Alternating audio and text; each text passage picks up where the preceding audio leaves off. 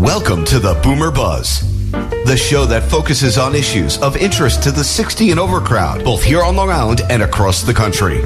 Listen as experts keep you informed about the latest health solutions, financial options, and lifestyle choices, both for senior citizens and their families.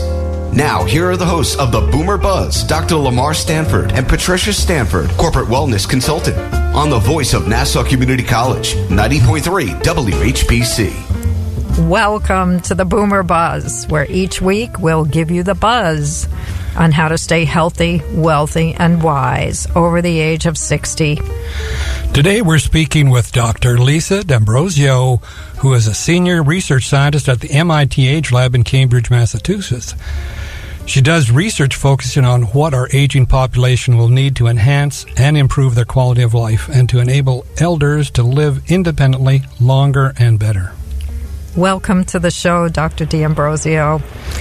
It's an honor. Thank you so much. Oh, good. It's an honor to have such a nationally recognized elder care expert come and speak to our audience. So the first question we want to ask you is about the Age Lab. What goes on at the Age Lab at MIT? So first of all, again, thank you so much for having me on the show. We really appreciate it. And I would say that a lot goes on here at the MIT Age Lab. We have been around for about 20 years, and I think one of the things that's unique about us is that we have, I think, somewhat of a different perspective on aging than a lot of other labs that people might traditionally think of in terms of aging research. At our lab, we don't do any medical or biological research. We don't really look at people's cells. We're much more interested in rethinking and reimagining how people are aging today and how people can leverage the new technologies and services out there to help them not only live longer but live better. So we're really focused on trying to understand how in this in the world that we live in, how we can support people in terms of making better decisions and improving quality of life for all older adults and for people who care for them. Oh, we love that. Now, specifically, you've been at the Age Lab, you've said for quite some time now. What has your particular research been focused on? The research you've been involved in? Yeah, I have actually been involved in a lot of different research here at the lab. The lab started back in 1999, and at the time that we started, we were focused primarily on research around transportation, particularly the question of older drivers. And as people were getting older, some of them were not necessarily safe to continue driving, and other family members were quite reasonably worried or stressed about how they could have conversations with their loved ones around transitioning from driver to passenger or cutting back on their driving so that they could continue to drive safely. Mm-hmm. So that's where our work began, and we specifically started by looking at people who had Alzheimer's disease or another form of dementia or cognitive impairment. And for family members, it was really quite a stressful situation for how they thought about transitioning their loved one from driver to passenger and how they knew when the right time was. So our research really did take a deep dive at that question, talking to individuals themselves and then talking to their loved ones about the situation, and working with the Hartford Property and Casualty Insurance Company, which is one of our first sponsors. We produced some educational materials called At the Crossroads, which are still available today, and we know that over the years that they've been available, thousands, hundreds of thousands of families have relied on these materials to help them think through these decisions around driving. So that's where our work originally started at the lab, and around that question in transportation. And we expanded within transportation. So we have two really big streams of research around transportation in livable communities. There's the kind of work that I just described, looking more at some of the social and behavioral questions, the policy questions around driving and where people are choosing to live and transportation access. And then there's a line of research that some of my colleagues head up, more on the engineering side, thinking about how, for example, individuals are interacting with new technologies in vehicles, and how different kinds, how the driver state, so drivers that are more stressed, how are they driving in those kinds of conditions versus less stress or stress overload. So thinking about how do we help create the just right environment to help support better or more optimal driver performance. So and that's driving, the big transportation bucket. Especially in suburbia, driving is critically important to maintaining independence. So I understand why that is such an important area of research. Can you tell us something about Miss Daisy? Were you involved with that? Sure. Yeah, Miss Daisy is our driving simulator. She's a full VW Bug car. The engine's been dropped out of her, but she basically sits in a lab inside our building, and with almost 360 degrees of screens around her. She's a driving simulator. And people often ask us if we do driver testing here, and we do not. The simulator really is a research tool. We use Miss Daisy to explore different kinds of questions around driving and driver behavior. So, for example, one of the things that we've done with Miss Daisy is we've stripped out her original dashboard. So now it's really just a set of screens so that we can change the displays that drivers are looking at. So we can understand, if we present information one way, how does that affect how drivers are behaving in the driving scenario versus if we present it in another way. We've also outfitted the car to collect information about where drivers are paying attention. So we capture a lot of eye tracking data, for example, as well as physiological measures like heartbeat and skin conductance. Okay, maybe we should take a short break here. You're listening to the Boomer Buzz on the voice of Nassau Community College, 90.3 WHPC. I'm Dr. Lamar Stanford, along with my wife, Patricia Stanford. She's a corporate wellness consultant. And our guest today is Dr. Lisa D'Ambrosio, talking about the M.I.T. Age Lab and its research concerning the boomer population. Now, Dr. D'Ambrosio, I noticed on your website it had this quotation. The Age Lab applies consumer-centered systems thinking to understand the challenges and opportunities of longevity and emerging generational lifestyles to catalyze innovation across business markets. Now, end of quote. You must have had a lawyer write that phrase on your website. Can you put that in layman's terms for our boomer audience, kind of, that consumer-centered systems thinking in particular? Again, when people think about the Age Lab, a lot of times people will start by asking us, do you do biomedical research? And then again, that's not the research we do. We start by looking at individuals, and we're looking at people and how people are experiencing aging and, many more years of life and with the increased longevity that we have. So we are really focused on people's experiences and trying to understand those better and to, basically, as I said earlier, improve people's quality of life. But we also recognize that people are not isolated individuals, and it's important to think about individuals embedded in a system as part of a network.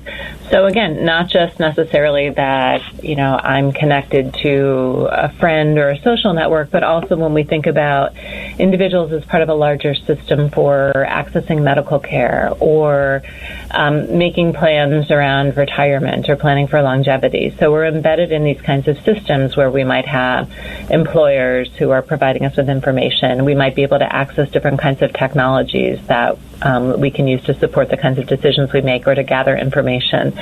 Or when you think about the home, for example, as kind of a new frontier for technology, and thinking about it almost as an enabled platform where you can outfit your home to basically access different kinds of goods and services. So there are different ways that we can think about defining a system.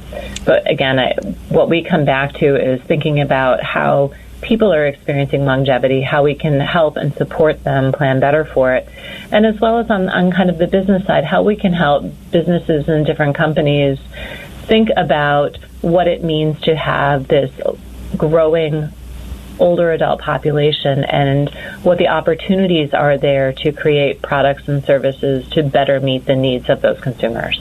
Now, that raises an important point. You're developing products, are you, for the older consumer market? We ourselves actually do not develop products. Again, there are many other labs at MIT that are much more focused on developing, for example, particular kinds of technologies. We're much more, I would say, of an applied and evaluation kind of lab. So we're interested in how people, for example, are using new technologies, what the impact of those technologies may be on how they're living and on their quality of life. The same with new kinds of services and service offerings, for example. Are people accessing them? Why or why not? Are they having the kinds of impacts that people would expect? Is it helping people? Is it making lives better? Or is it not having the positive effect that we might have hoped for? Mm-hmm. Now, in your opinion, you've been there for roughly 18, 19 years. Mm-hmm. What do you think has been the most outstanding application or product development or whatever that the Age Lab has produced? They're kind of star products or programs that have come out. Is something you feel is really outstanding that's been produced in the last 18 years there at the MIT Age Lab? So I would say, again, that we don't really focus on developing products. We are a research lab, and we are interested in understanding how people are using different products and the kinds of impacts that they can have, again, on how people live their lives and quality of life. I will say what I think some of the really big contributions of the Age Lab have really been to change the conversation around aging and helping to recast aging as positive, and rather than seeing a growing older population as this problem that we need to solve, rather reframing it as here are a series of opportunities for us as a society, as a population. We now have this great database of resources and experience among older adults. How do we draw on that? For businesses and companies, this is a new market. How do you meet the needs of these people better? So I think that one of our greatest contributions as a lab has really been to try to change that conversation around how we think about aging, and to think about it in terms of opportunities rather than as problems. Sure. Now, I know that from looking at your website that you're into self-driving automobiles. Now, you're not developing that, but I suppose you're analyzing how that will enhance people as they get older to get around for, like you're saying, doctor appointments and things of that nature. Is that a correct assessment of why you look at autonomous vehicles?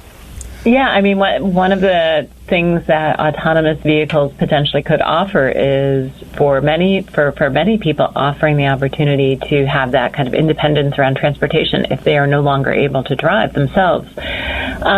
So we are interested in both.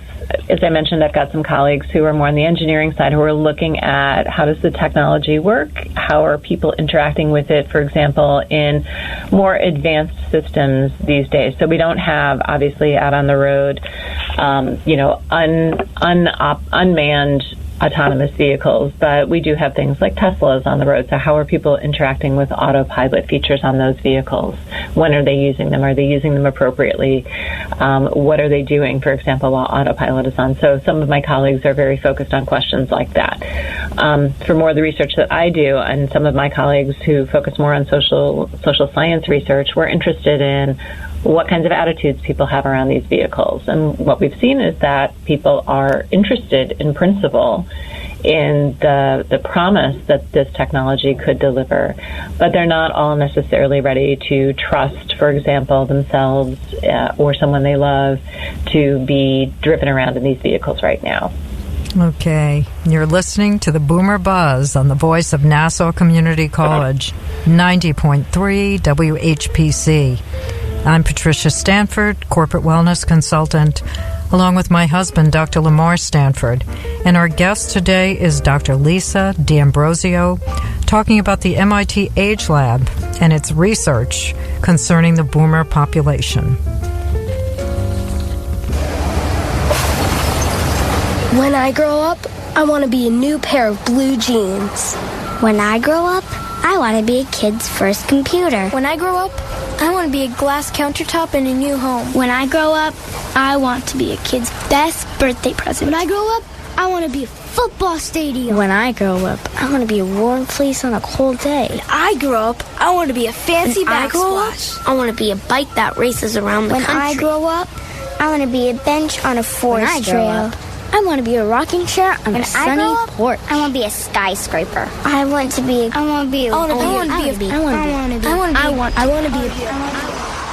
When I grow up, I don't want to be a piece of garbage. And if you recycle me, I won't be. Give your garbage another life. Recycle. Learn how at iwanttoberecycled.org. A public service advertisement brought to you by Keep America Beautiful and the Ad Council. Welcome back to the Boomer Buzz on the voice of NASA Community College, 90.3 WHPC. I'm Dr. Lamar Stanford. And I'm Patricia Stanford. And our guest today is Dr. Lisa D'Ambrosio, talking about the MIT Age Lab and its research concerning the boomer population. Now, Dr. D'Ambrosio, what are some of the exciting current research projects that you personally are involved with? Are you more in administration, or are you still doing research? Oh, no, I'm still doing research, definitely. One of the projects that we are actively engaged in right now is around caregiving, because we know that about 1 in 7 Americans are engaged currently in providing care for an adult ages 50 and older.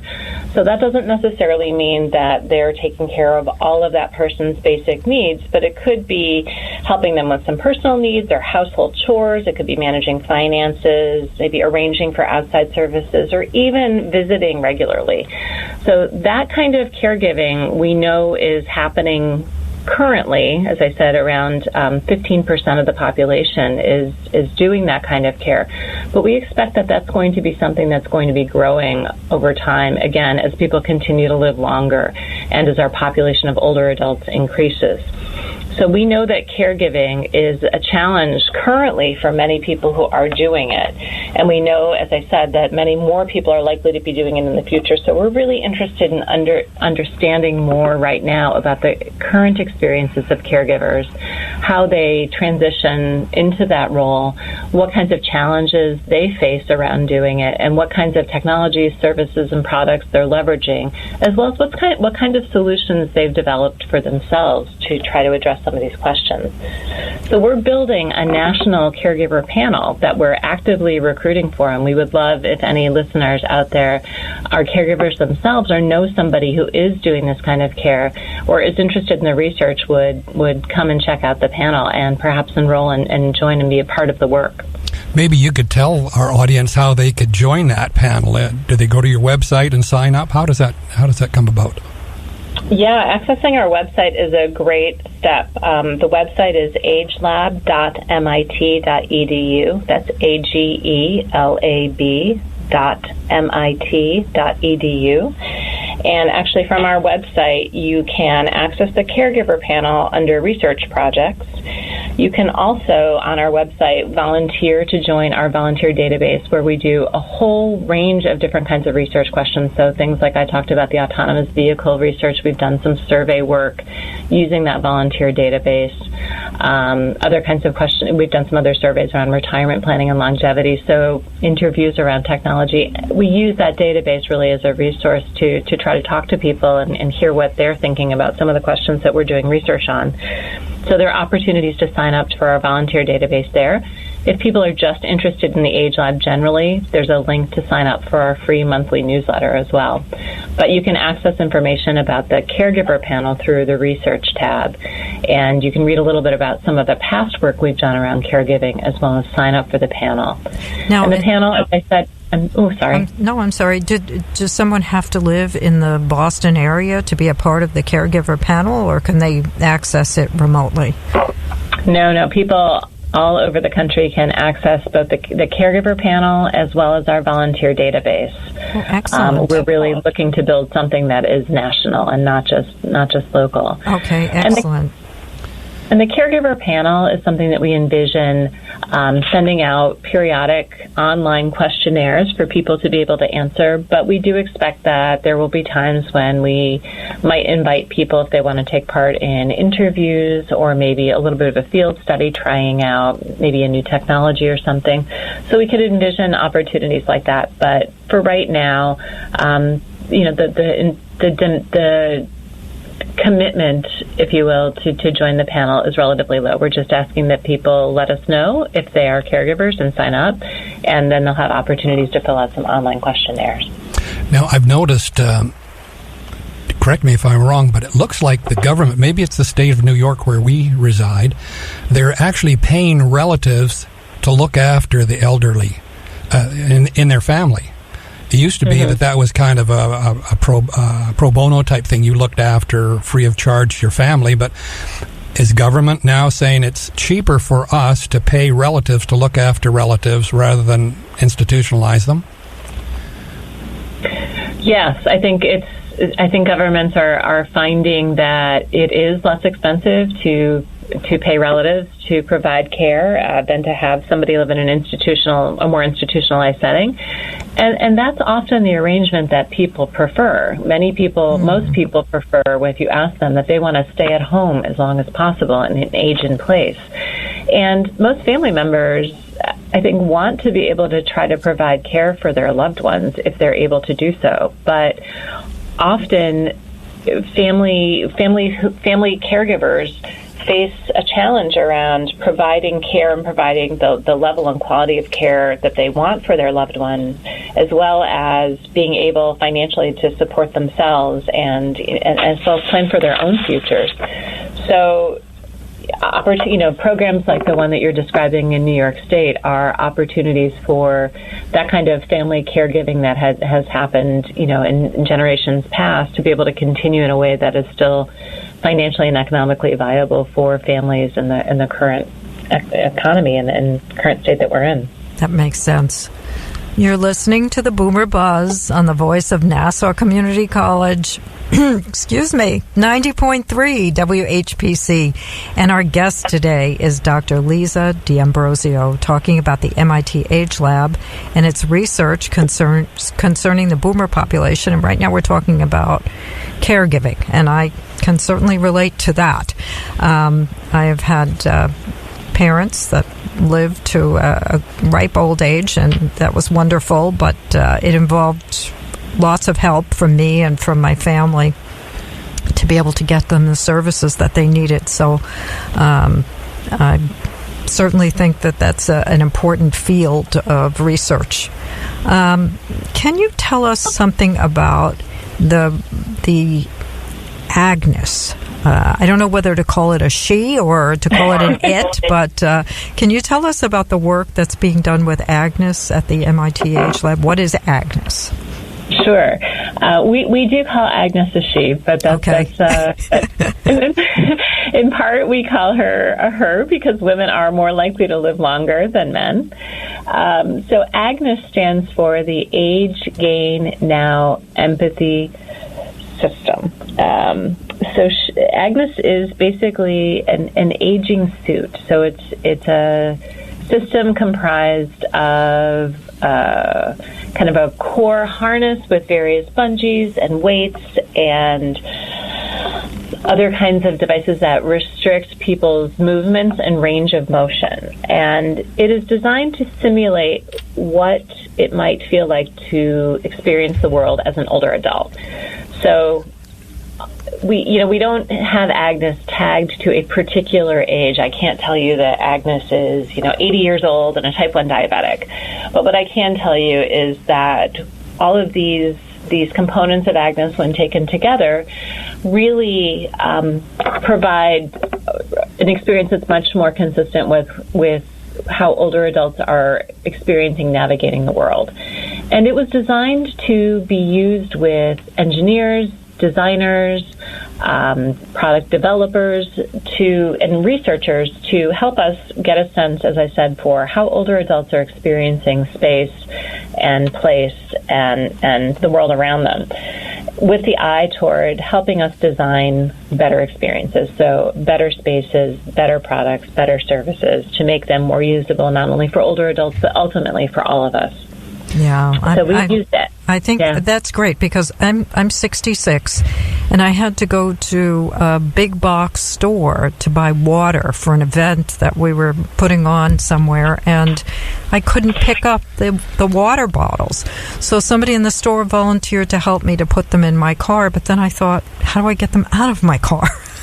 So just because of the way it was packaged, and it was interesting, and also reading labels sometimes is difficult in the stores. So not that old, but I'm already feeling the effects of aging in that sense. Can I squeeze a question in here? Dr. D'Ambrosio, it looks like as the population ages, there is a tremendous political force that's developing that will kind of push the political agenda in a certain area. Do you do research into that, how these new demands for elder care, caregiving, that type of thing, hospitalization, institutionalization, how does that affect the political landscape in the next 10 or 20 years?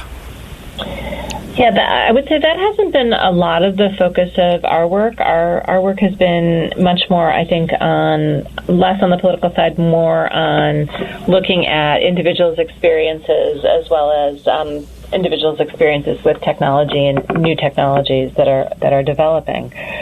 But I do think you're exactly right that as we have this larger and growing population of older adults, we're also discovering some of the challenges and gaps around the kinds of care and lifestyles that we really hope for our loved ones and for ourselves as we age. And so some of those are going to, I think, require some kind of governmental and public response. And it might not be the same kind of response that there was, 80-some years ago with the development of Social Security. It might be something that's more of a public-private partnership. But I think that certainly there's going to be demand for